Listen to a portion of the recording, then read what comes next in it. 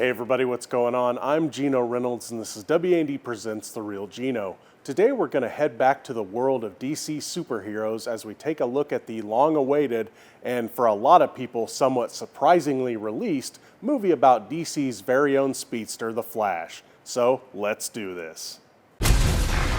Tell me something. You can go anywhere. Another timeline. Another universe. So why do you want to stay and fight to save this one? Because this is the world where my mom lives. After the Flash, aka Barry Allen, accidentally discovers that if he moves fast enough he can travel through time, he begins to get some very dangerous ideas in his head. Even after being warned by Batman that even the slightest change in the past could wreck the whole future, Barry thinks he can pull it off anyway. After making a small change to keep his mother alive and his father out of prison, Barry finds out that he may have caused damage to more than just time itself. Let's get the elephant man in the room out of the way first. I won't be judging Ezra Miller's performance based on what they've done or allegedly done in the past. I have to separate the art from the artist, as it were. Besides, if I had to judge every movie by what someone involved in the movie had done, every movie would be instantly bad. There isn't a movie out there where someone involved in the production hasn't done something wrong. They don't call it Hollyweird for nothing. I just hope that they get the help that they need and can salvage their life as well as their career. Now with that out of the way, people are probably still mad at me. Probably. Let's talk about this movie, shall we? How do I even begin? Well, the movie's really good and there's not much not to like.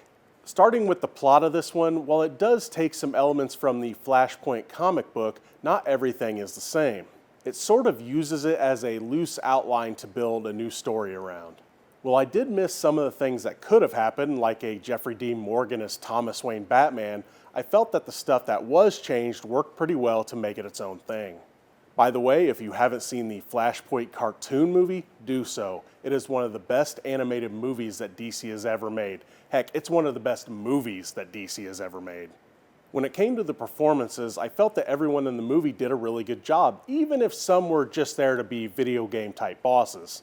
Ezra Miller had to not only play one version of Barry Allen, but multiple versions of him.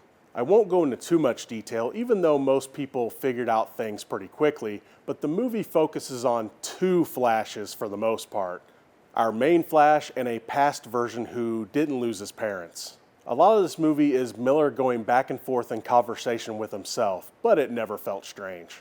Next, let's talk about Kara Zor-El, also known as Supergirl.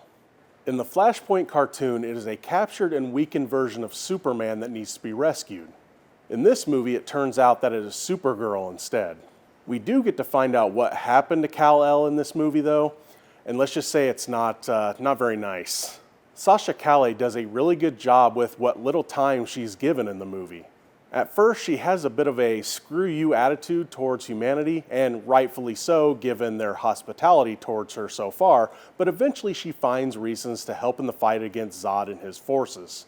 In the new James Gunn DC universe, I do hope we get to see more of her in the role.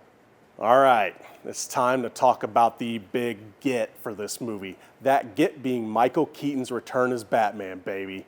You want to get nuts? Let's get nuts. Hey, I wanted to say the line. I mean, what about my chance? I want to play Batman. People will like it. Wait till they get a load of me. Never rub another man's rhubarb. Sorry, Jack. As I was saying, getting Michael Keaton to return to play the role again was a stroke of genius. Not only does he fit right back into the nippleless Batsuit, but he also gets to do a lot of things that the limitations of the older movies wouldn't let him do before. While yes, I'm sure stuntmen and effects were also used to make his action scenes look awesome, the idea of an older Bruce Wayne coming out of retirement to fight against a world-destroying threat is also pretty awesome. Not only do we get to see more action and gadgetry from his Batman, Get those wonderful toys. but we also get to see him use the intelligent detective side of the character as well. He's the one that helps Barry figure out what exactly he messed up by doing what he did, and the way he explains it is pretty hilarious. While this movie does have a lot of serious moments, I felt that it also found the right amount of balance for its humor and fun as well. There's no other way to put it, this movie is just fun. It finds just the right times to be funny and action-packed fun in between the moments that need to be serious. Whether it's the Flash saving people, trying to get a date, or cringing when some form of pop culture got messed up because of his actions, it all works pretty well. Oh, and since telling you everything would spoil some big scenes, I'll just add this here. The movie also finds a way to honor what came before it. So, should you go see it? Of course you should rush to the theater to go see it. While yes, I know some people won't want to see this because of Ezra Miller, and that's fair enough, but I'll tell those people that they're going to be missing out on all the other great things about this movie. The action is creative and fun, the humor is great and well timed, the acting is superb, and overall the story is interesting the whole way through. While my minor complaint about who is the villain is pretty easy to figure out, it didn't really bother me all that much. It's such a minor complaint against all the other things that this one does well. Now, does it tease anything towards the new James Gunn DCU? I think so, but I'm not positive, but I think so. Given what happens in the after credit scene, that's going to be my guess that yes, it does have something to do with James Gunn's new universe. If you want to see The Flash, and you should definitely use the Speed Force to get there as quickly as possible to do so, you can see it in theaters right now. Are you ready? Ready. Let's go. Make sure to follow me at WANDTV.com as well as subscribe to my YouTube channel, The Real Geno. You can also follow me on Facebook, Instagram, and Twitter, also at The Real Geno. That's going to be it for this edition of WAND Presents The Real Geno. As always, I'm your host, The Real Geno, Geno Reynolds. Till next time. What do you mean, where are the special effects? I've been doing them this entire time.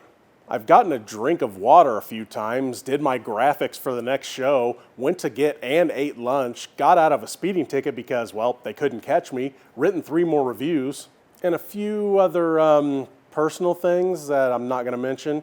I can't help it that nobody could see all that stuff. I mean, while I was telling you all that, I ran home and cleaned my house. Pfft, slow people.